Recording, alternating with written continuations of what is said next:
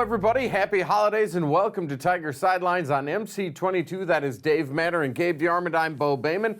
Plenty of football talk to come up in a little bit, but let's start with the basketball teams over in the black and gold. It's sort of a rebound for the men's team. They beat SIU 64-48. They have bragging rights coming up this weekend. The Tigers are now 6-4, and in the last two games after that three-game losing streak, I feel like they've played a little bit better. Despite the competition, I feel like their game has been better. Yeah, they've unlocked their offense a little bit. I mean, if Mark Smith doesn't, go off the other night and score 23 points on 7 threes, I don't know if anybody else can do that on this team right now. Javon Pickett's had a couple nice games coming off the bench now. Tillman was really not much of a factor offensively. Defensively, they were great, like we've seen before this year. Will that translate against better opponents? We don't really know yet. This should be a pretty good test against the Illini, too. Illinois is a good team. I mean, they're 8-3. Two of their losses are to ranked teams. The other one's Miami, which is not a bad loss. I know a lot of Missouri fans were upset when people were predicting Illinois as a tournament team. Well, there's a reason. Right. That wasn't just made up. Illinois is going to have the best player on the floor in this game, in Ayo Dosunmu, and it's really a game I think Missouri has to win. You lose this game, then I think you're going, I don't really see any legitimate path to the NCAA tournament. Illinois might have two best players. Their freshman big man is yeah, that's really true. good too. Kofi Cockburn. Yeah. And we'll see what happens, because if they lose, then the apathy sets in, and it's a long winter. It really does. I think Missouri's got probably a lot more to gain out of this game right now. I mean, they have to make up some ground after losing to Charleston Southern. The other losses are quality losses, I guess we could call them. They probably won't hurt their RPI or net ranking or whatever we're calling it, but that Charleston Southern, that's the kind of loss where you have to make up for it with like 3 or 4 good wins. It's almost 2 losses come tournament time. And the problem for Missouri, and I thought this at the beginning of the year when I thought they were better than they actually are, is they could realistically start SEC play 0-5. I mean, the beginning of their SEC schedule is an absolute nightmare. And if you're sitting here 7-9, people are done. I mean, absolutely. They're just done with this year. They're on to, we joked at the end of football season, like every season at Missouri is huge excitement. Then by the middle of the season, it's like, when's the other sports start? Right. That's where we're going to be in 3 weeks if they don't pull some of these out. And what has happened to this team?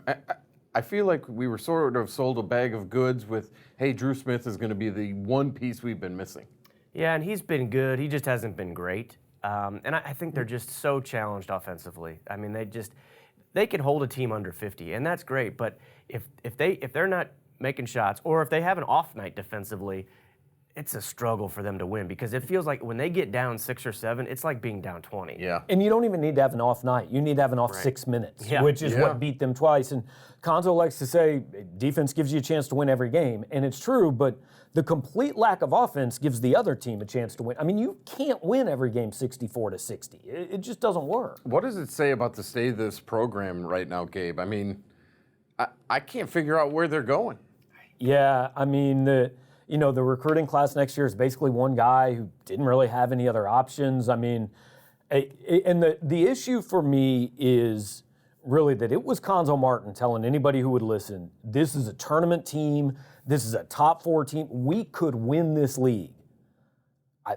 I didn't see it to begin with, but I trusted the coach, and I don't see it now. He said the same thing at Temple. After that game, he said this team is good enough to win the SEC when we play like this. So he still has faith, obviously. I think he's probably a half-full guy publicly. I'm sure behind the scenes, there are things about this team that are frustrating. Jeremiah Tillman's a junior, and there's still nights where he's sort of invisible. Foul trouble has not been the issue for him lately. He hasn't fouled out all year. It's just, they double-team him, and I think he's so tentative sometimes to not get that foul that he sort of becomes just a big passer. And I think coming into the year, it was all based on Tillman has to take a step. Hasn't really happened. Drew Smith is the savior of the program, which was never realistic. But again, that was coming from people in the program. Right.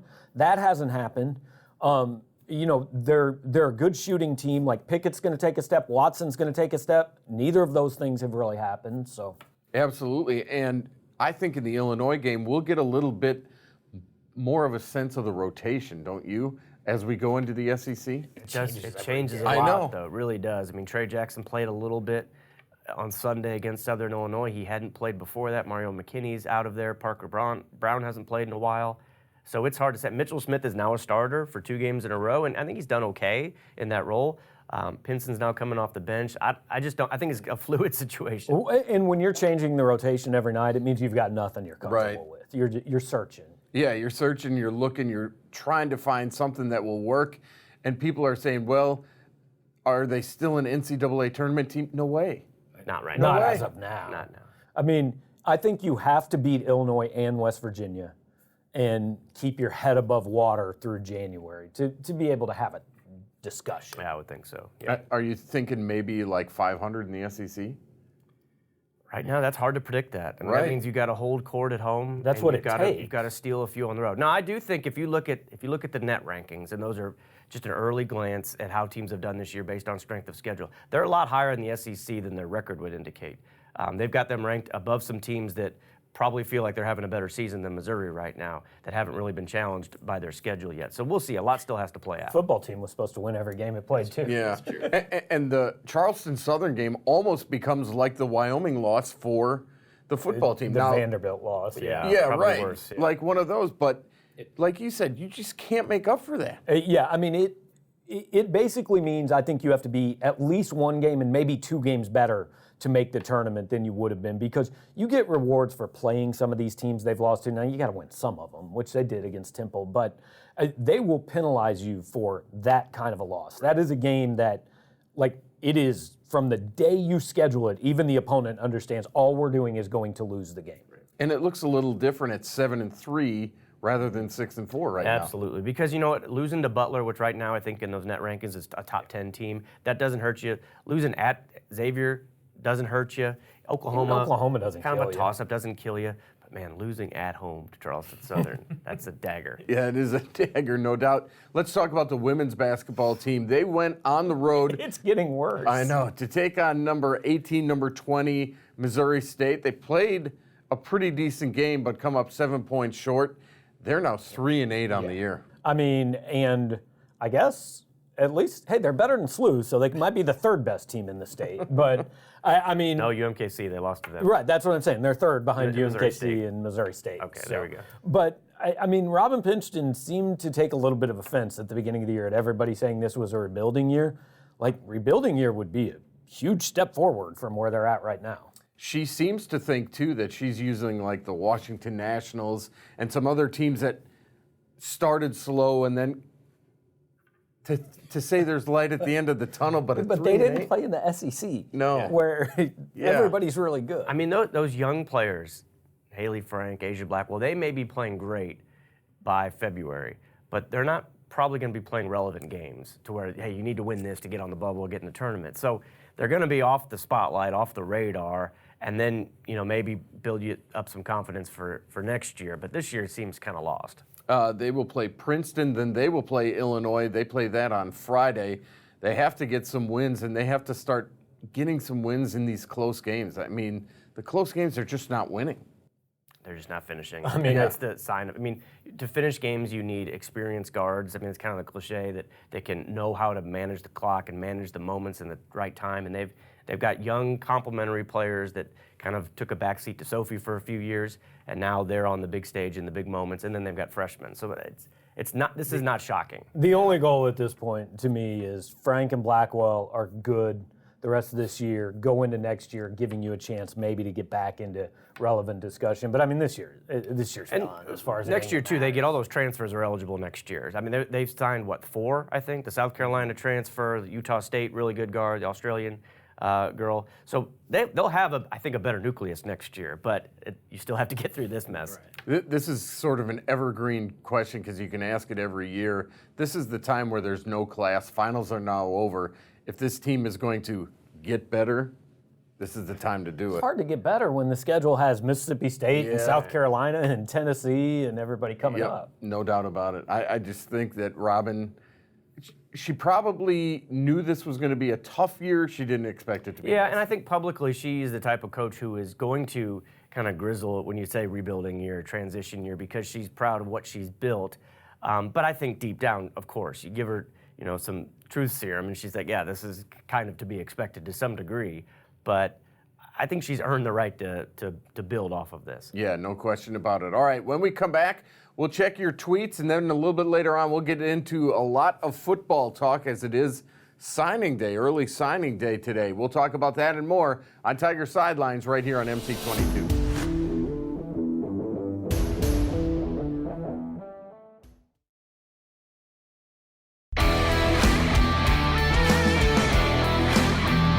Welcome back to Tiger Sidelines, everybody. Gabe DeArmond, Dave Matter, and I'm Bo Bayman. We're at Tiger Sidelines on Twitter.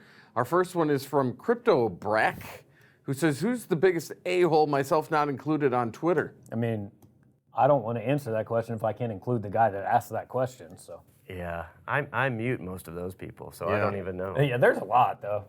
No question. Dave and I have lists. Jeff says, can any of you three play defensive end better than anyone currently on the team? I can confidently say I can. Yeah, I would not think so. Now it depends. Are we talking the 3-4 defensive end or 4-3? Because like 3-4, you got to be like 300 pounds to set that edge. Yeah. But look, it's like in all seriousness though, I mean that position we knew coming into the year was a huge question mark. It turned out to be worse than we thought, and they don't have any. They're not signing any. Right. I mean, a couple of the commitments they lost were defensive ends. Yeah. I don't really know what the plan is going to be there. I mean, you need some guys that didn't do anything last year to emerge, like Cy Martin or Zecor right. Brooks. I mean, could you move Jamal Brooks there? A guy like I don't know, but I don't know what they've got. And you're not finding a guy who's going to step in and start in February. You wouldn't think so. I mean, unless there's JUCO? some Appalachian State guy that I really think they will hit JUCO recruiting. And I think you've got to be really eyeing the transfer portal every day and then maybe hoping you can get some of those guys eligible next year. How disappointing is year 3 of Conzo Martin so far? I mean, we're 10 games in. is. It's disappointing, and it's because they haven't beaten a quality opponent yet, except Temple. Temple was an NCAA tournament team last year. But yeah, it's disappointing. You'd think by year 3 you'd win one of those games that they lost, and certainly the loss that we touched on, Charleston Southern. I mean, that's disappointing any season. And I think it's fair. I think we all thought before this year, this is the year, this is his now. Yep. This isn't, you don't get to talk about what Kim Anderson did to this program anymore, even though some people will continue that for years and years. That's done. In basketball, year 3 that's the time. Mike Anderson, I think, took over a worse situation, won 31 games and went to the Elite 8 in year 3. Absolutely. RT says, how awesome is Barry Odom going to be at Arkansas?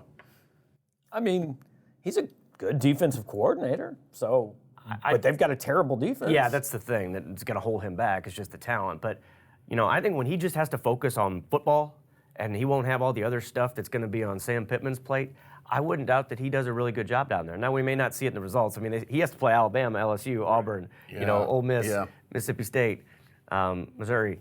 But it's going to be a rough go for him, I think, on the field at first. Well, and the thing I wonder about that, I'd love to know what his other legitimate options were, because how much a part of taking the job he did, and I understand $1.2 million is a lot of money, but how much a part of it was, I still get to play Missouri every year, and I get to stick it to Jim Sturck, and I guess Sam Pittman's going to get time there, but I don't know. Jed Morris would have gotten time right, there. it seemed like it's an underwhelming hire, and I don't know if that. I mean, I would think the goal for Barry is, hey, whatever the team does, let's make the defense better for 2 years, and then I can be a head coach again somewhere, even if it's not Power 5. Right. And for Arkansas, don't you think it's baby steps? I mean, no more losing to San Jose State at home and stuff like that. You got to start there. I mean, you can't be circling Alabama and LSU on your schedule yet. I mean, they've been terrible. Maybe the worst team we've seen in the SEC since Missouri joined. It doesn't tend to be the most patient, realistic fan base down there, though.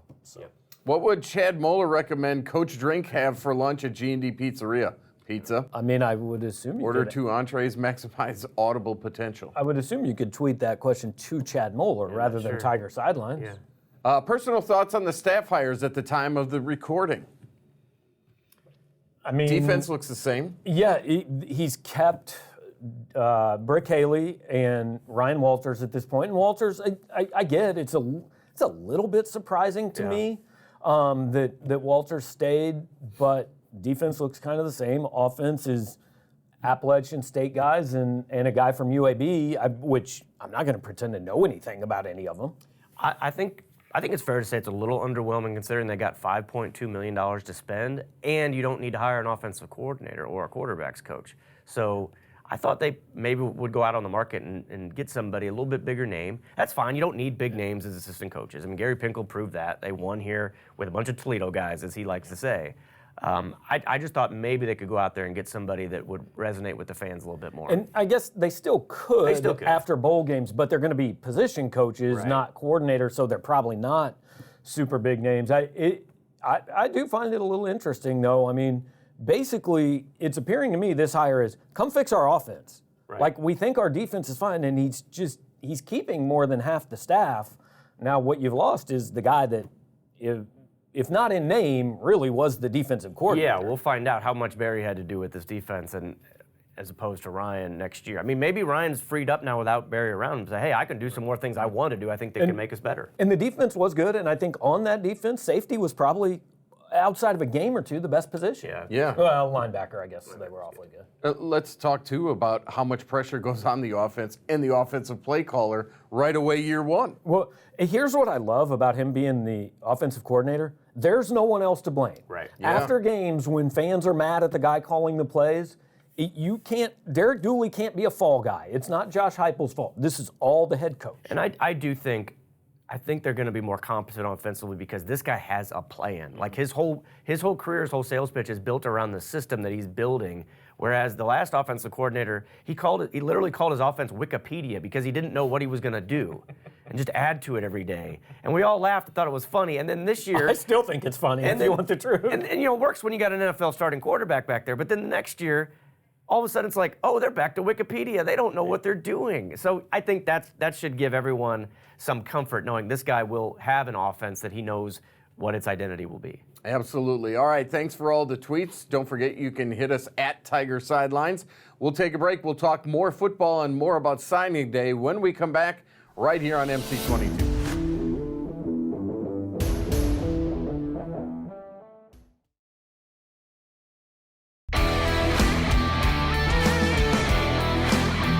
Welcome back to Tiger Sidelines, everybody. Gabe, Dave, and Bo here, and Eli Drinkwitz. We talk a little more football, talk about the assistant coaches. He's officially named 5 assistants to his staff, and as you talked about in the Twitter segment, some from App State, UAB, some he's keeping, so he's trying to put it all together. Yeah, I mean, just kind of, and this is the interesting part about, hiring a guy who doesn't have a lot of Power 5 background, so you wonder, what's the pool he can draw from? Who does he know here? I thought maybe he would know some guys at Boise State, but then you get into the problem where that guy's got to get a promotion to leave Boise State. You're not hiring the running backs coach at Boise State to coach running backs at Missouri because that's kind of an unwritten rule that coaches don't do that. Right. And I think what's interesting, too, we're going to look back at that 2013 SEC championship game that when Missouri played Auburn. There's going to be more coaches from Auburn staff on this Missouri staff than who were on the Missouri staff. Is that right? Yeah. I mean, a bunch of these guys they were like quality control assistants, or they were lower on the pecking order, but that's really where a lot of this came from. Even the 2010 Auburn staff that Cam Newton won the national championship, and Drinkwitz was on that staff. Can they sign Trey Mason? He was pretty good. Is that a thing? Interesting, too, that one of the first ones he hired was a special teams guy.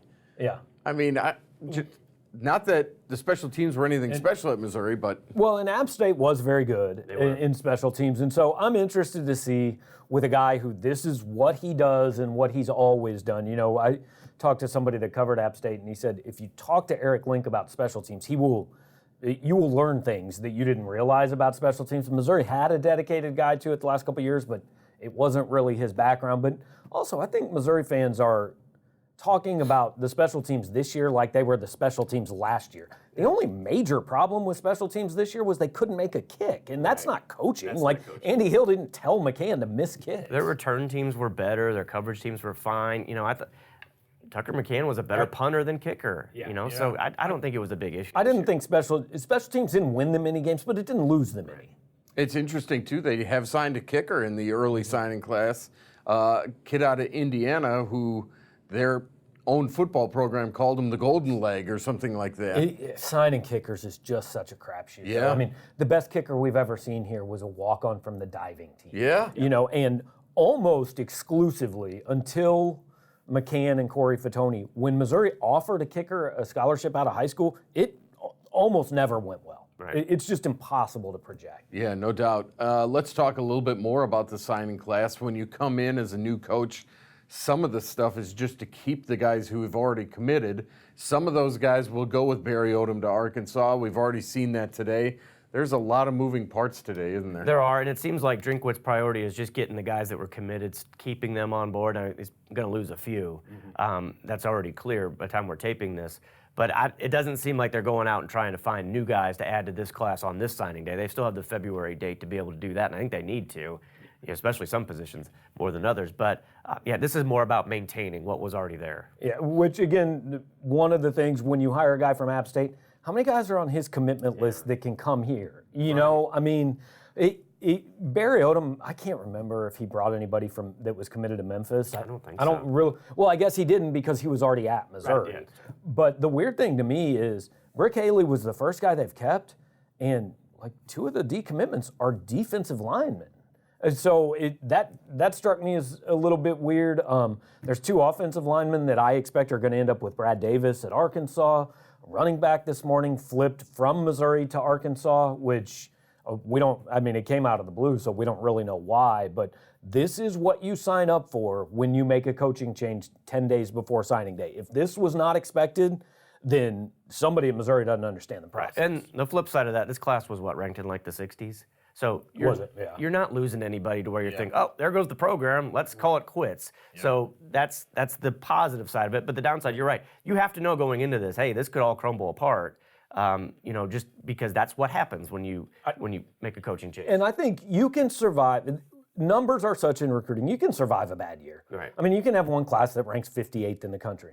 Now, you got to follow it up next year with one that ranks where Missouri is supposed to rank. I think a bigger thing than even keeping these commits is keeping the guys on the team. Right. Make sure none of the impactful guys, I mean, I know Tristan Colon Castillo left for the NFL, Elliott and Albert were expected, but make sure none of your guys transferred. Make sure Nick Bolton's coming back, Larry Roundtree's coming back, guys like that. Do you think that Coach Drink will have a better grasp on his football team by February and the holes he needs to fill? I would hope so. Sure. I mean, if he doesn't by then, it's not a very tough schedule in 2020, but it will be if you've got major holes on your team. So I think that's why the next priority after getting this class signed on signing day is finishing that staff and then looking at your roster and figuring out, all right, where do you need to address some needs? And like you said before, junior colleges might be the quick fix. Of the guys who are going to sign today, there is some hope. Maybe the quarterback of the future is there. Brady Cook, no one was excited about him when he committed like 2 years ago. He went out and had a really good senior year, threw for over 3,300 yards, 33 touchdowns. Turned out to be a much better high school player. Had some interest after Missouri fired Barry Odom from some other schools, including Barry Odom at Arkansas. So, we'll see what happens. He's got to develop. He is enrolling in January, so he's going to be here for spring practices. So we'll see what happens. But there are some other guys that are kind of off the radar nationally. Missouri didn't get the top guys in St. Louis or in the state at all. But they've got some other guys, Jay Macklin, the 2 linemen from St. Louis. We'll see. And they got the Hester kid out of Oklahoma. Yeah, J.J. Hester from Oklahoma. That was one who actually, I don't think ever officially decommitted, but he visited UCLA last week. He's got teammates going to Nebraska. They were trying to get him. Eli Drinkwitz hung on to him. Elijah Young, if you talk to national people, is generally probably regarded as the best player in this class. He's a running back from Tennessee. I thought he might leave, and he actually did decommit. Right. But when Cornell Ford wasn't kept, I thought maybe Young was going to go somewhere else, but they kept him. So I think those are 2 big guys now at position where running back's not the biggest need, but wide receiver is. I mean, J.J. Hester should come in here with the chance to make an impact next year. And just because of his name, does Jay Macklin have a chance to do that? I hope for his sake that not so much is put on him because of that last name. I was glad he's not wearing number 9. Oh, yeah, that would be just – it's not good for him. I mean, let him create his own identity, be his own player. He is a very good high school player and good recruit. I mean, he had a very good year at Kirkwood, so it's not like he just got to play because his cousin is Jeremy Macklin. But we'll see how he develops. I think he's a really positive kid. He's really positive about Mizzou and this class. So, we'll see what happens. You got to remember, too, they have C.J. Boone and Maurice Massey, who redshirted last year. So there should be some guys, hopefully, that they make that receiving core a little bit more dangerous than it was. Tosky Dove made the catch of the year. Right. Maybe the most important catch Bear of the year. Bannister coming back. He was the best receiver on the team. One guy from locally, and that's Will Norris, the linebacker from Rockbridge. I don't think they're adding anybody else local. No, Jalen Logan Redding was committed for a long time, ended up signing with Minnesota, which again, the defensive line coach stayed, but when Barry Odom left, he opened things back up, which seemed weird. And, the local kids don't tend to get a lot of attention because everybody just kind of assumes they should come to Missouri. And also because, the thing about Rockbridge for 10 years has kind of been, they have a lot of D1 players. Why aren't they better?